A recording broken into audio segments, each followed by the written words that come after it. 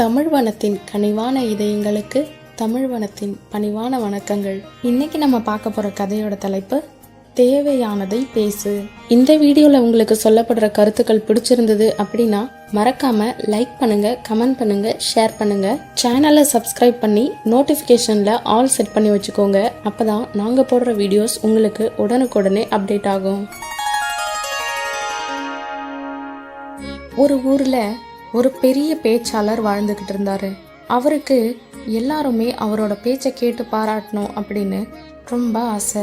அவர் நினைச்ச மாதிரியே நிறைய இடங்கள்ல நிறைய பேர் அவரோட பேச்சை கேட்டு நிறைய பாராட்டுவாங்க. அது மட்டும் இல்லாம அவரோட அறிவுரையால தான் தான் வாழ்க்கையில என்னெல்லாம் சாதிச்சாங்க அப்படின்னு அவர்கிட்ட ஸ்டேஜ் ஏறி சொல்லுவாங்க. அதை கேட்கறதுக்கு அவருக்கு ரொம்பவே சந்தோஷமா இருக்கும். அதே மாதிரி அவர் வாழ்ந்துகிட்டு இருந்த ஊர்லயே ஒரு நாள் கூட்டம் போட்டு தன்னோட பேச்ச ஊர் மக்கள் எல்லாருமே கேட்கணும் அப்படின்னு ரொம்ப ஆசைப்பட்டாரு. அதே மாதிரி கூட்டமும் ஏற்பாடு செய்யப்பட்டுச்சு. எல்லாருமே அன்னைக்கு கூட்டத்துக்கு வரதாதான் இருந்தது. திடீர்னு ரொம்ப காத்து மழையா இருந்ததுனால கூட்டம் பெருசா வரவே இல்லை. ஏன் அப்படின்னா காட்டு வேலைகள்ல ஈடுபட்டு இருந்தவங்க அவங்களோட பயிர்கள் எல்லாம் மழையில இருந்து காத்துக்கணுங்கிறதுக்காக கூட்டத்துக்கு யாருமே வரல.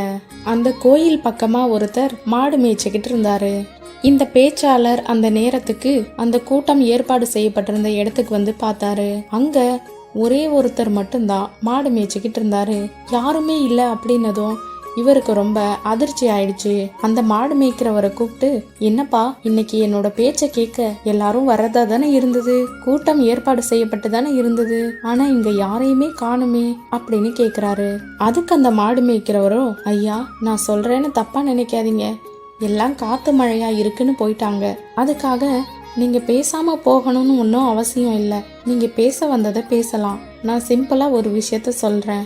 என்கிட்ட ஒரு 100 மாடுகள் இருக்கு.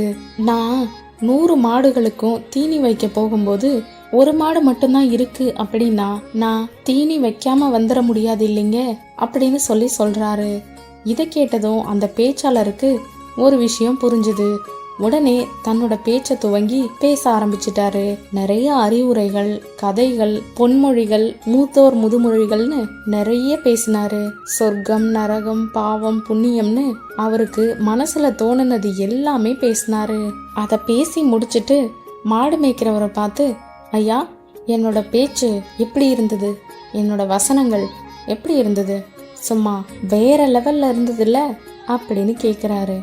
அதுக்கு அந்த மாடு மேய்க்கிறவர், ஐயா சொல்றேன்னு தப்பா எடுத்துக்காதீங்க, நான் 100 மாடு கட்டுற இடத்துல ஒரு மாடு தான் இருக்கு அப்படின்னா தீனி வைப்பேன், இல்லைன்னு சொல்லல. ஆனா 100 மாட்டுக்கான தீனியையும் நான் அங்க வைக்க மாட்டேங்க ஐயா, அந்த ஒரு மாட்டுக்கு மட்டும்தான் தீனி வச்சுட்டு வருவேன் அப்படின்னு சொல்றாரு. இதை கேட்டதும் தான் அந்த பேச்சாளருக்கு ஒரு விஷயம் புரிஞ்சுது.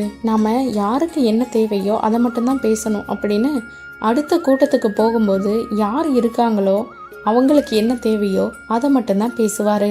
இந்த கதையில இருந்து நாம என்ன தெரிஞ்சுக்கிறோம்னா, தேவையான இடத்துல தேவையானவங்களுக்கு தேவையானதை மட்டும்தான் சொல்லணும். அப்பதான் அவங்களுக்கு அது மனசுல நிற்கும். நமக்கு தான் பேச தெரியும் அப்படிங்கறதுக்காக அளவுக்கு அதிகமா பேசக்கூடாது.